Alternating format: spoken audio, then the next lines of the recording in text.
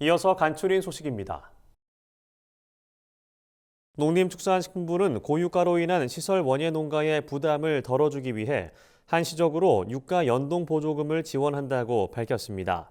면세유 관리 농협에 농업기계 보유 현황과 영농 계획을 신고하고 지난해 10월부터 12월까지 면세유류 구입 카드로 난방용 면세유를 구매한 적이 있는 시설 원예 농가가 지원 대상입니다.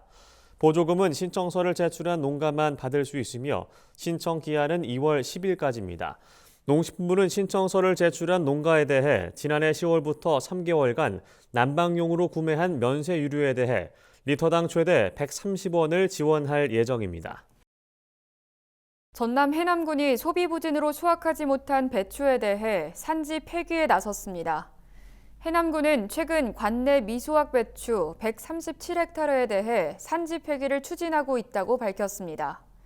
또 농협 계약분 겨울 배추 37헥타르는 농식품부에서 폐기 결정이 아직 나지 않아 출하가 정지된 시장 격리 상태라고 덧붙였습니다. 해남군은 상품성이 없어 출하가 불가능한 배추 320헥타르의 포전 정리 작업비도 지원할 방침입니다. 배추 밑동 제거와 비닐 제거 인건비 등을 1헥타르당 165만 원, 총 5억 2,800만 원을 투입하기로 했습니다.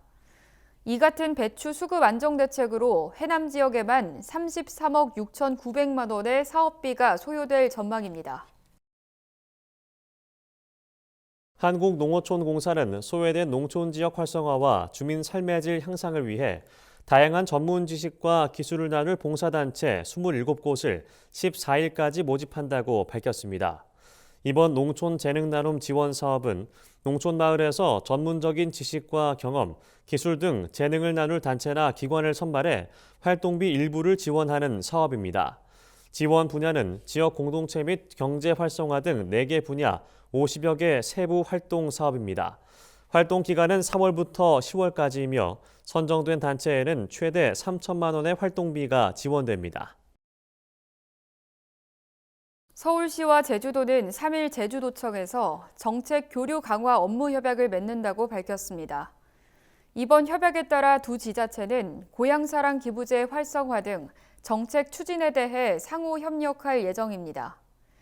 오세훈 서울시장은 제주 고향사랑 기부로 제도 활성화에 참여하며 향후 서울시와 제주도의 고향사랑 기부제 상호 홍보에 협조하기로 했습니다.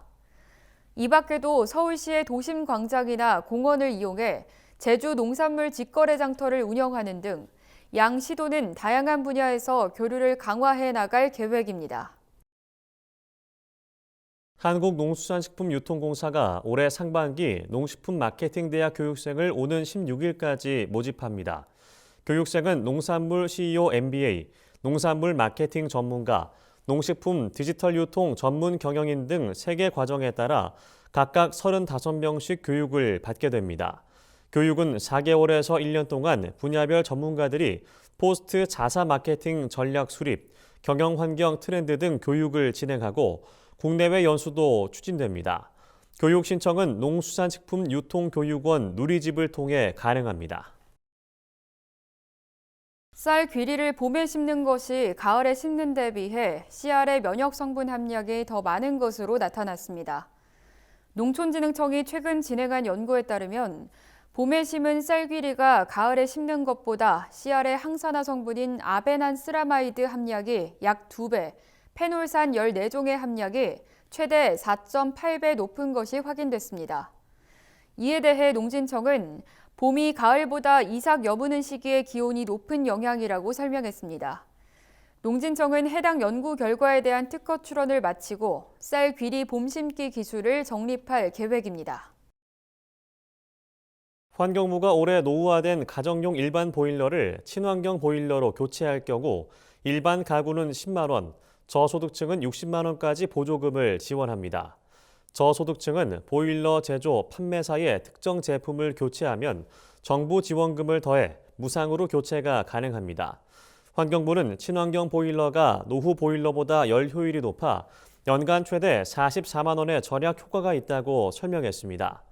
보조금 신청은 가정용 보일러 인증 시스템에서 온라인으로 신청하거나 관할 시군구 환경부서에 방문하면 됩니다.